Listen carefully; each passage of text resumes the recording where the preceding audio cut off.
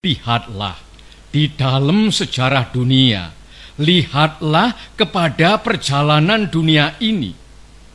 Banyak sekali negara-negara yang merdeka, tetapi bandingkanlah kemerdekaan negara-negara itu satu sama lain. Samakah isinya? Samakah derajatnya negara-negara yang merdeka itu? Jermania merdeka, Saudi Arabia merdeka, Iran merdeka, Tiongkok merdeka, Nippon merdeka, Amerika merdeka, Inggris merdeka, Rusia merdeka, Mesir merdeka. Namanya semuanya merdeka, tetapi bandingkanlah isinya. Di dalam tahun 33 saya menulis satu risalah. Risalah yang bernama Mencapai Indonesia Merdeka. Maka di dalam risalah tahun 33 itu telah saya katakan bahwa kemerdekaan, politik onafhankelijkheid, political independence tak lain dan tak bukan ialah satu jembatan emas. Saya katakan di dalam kitab itu bahwa di seberangnya jembatan itulah kita sempurnakan kita punya masyarakat. 2 miliun pemuda ini menyampaikan seruan pada saya. 2 miliun pemuda ini semua berhasrat Indonesia merdeka sekarang. Saudara-saudara, tadi saya berkata ada perbedaan antara Soviet, Rusia, Saudi Arabia, Inggris, Amerika, dan lain-lain tentang isinya. Tetapi ada satu yang sama, yaitu rakyat Saudi Arabia sanggup mempertahankan negaranya. Kalau bangsa kita, Indonesia, walaupun dengan bambu runcing, saudara-saudara semua siap sedia mati mempertahankan tanah air kita Indonesia. Pada saat itu bangsa Indonesia adalah siap sedia masak untuk merdeka. Di dalam Indonesia Merdeka, kita melatih pemuda kita agar supaya menjadi kuat. Di dalam Indonesia Merdeka, kita menyehatkan rakyat sebaik-baiknya. Inilah maksud saya dengan perkataan jembatan.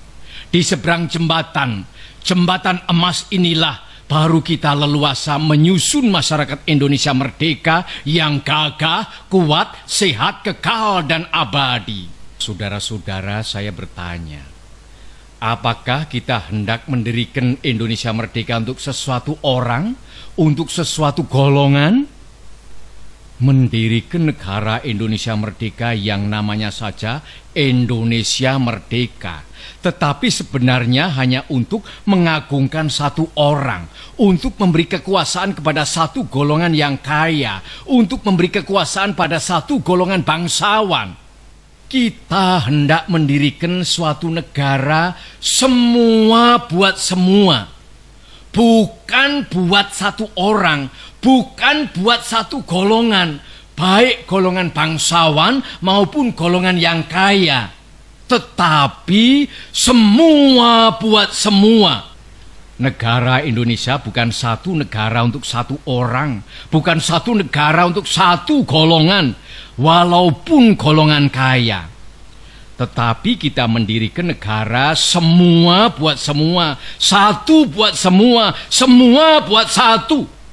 Saya yakin bahwa syarat yang mutlak untuk kuatnya negara Indonesia ialah permusyawaratan perwakilan.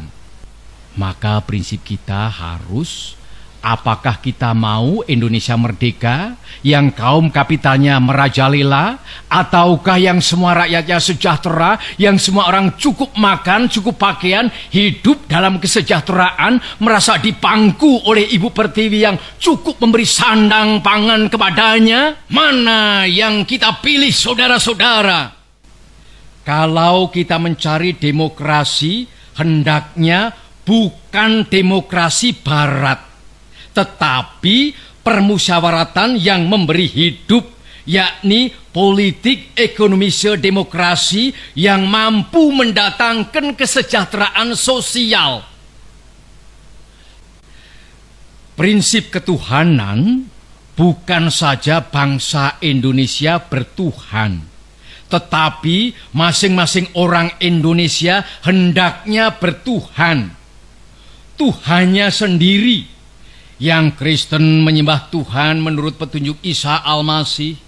Yang Islam menurut petunjuk Nabi Muhammad Sallallahu Alaihi Wasallam.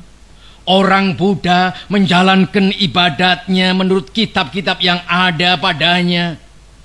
Tetapi marilah kita semuanya bertuhan. Hendaknya negara Indonesia ialah negara yang tiap-tiap orangnya dapat menyembah Tuhannya dengan cara yang leluasa. Segenap rakyat hendaknya bertuhan secara kebudayaan, yakni dengan tiada egoisme agama. Dan hendaknya negara Indonesia satu negara yang bertuhan. Marilah kita amalkan, jalankan agama baik Islam maupun Kristen dengan cara yang berkeadaban. Apakah cara yang berkeadaban itu? Ialah hormat menghormati satu sama lain. Saya senang kepada simbolik. Simbolik angka pula. Sekarang banyaknya prinsip kebangsaan, internasionalisme, mufakat, kesejahteraan, dan ketuhanan, 5 pula bilangannya. Namanya bukan Pancadharma, tetapi Pancasila. Sila artinya azas atau dasar. Dan di atas kelima dasar itulah kita mendirikan negara Indonesia kekal dan abadi.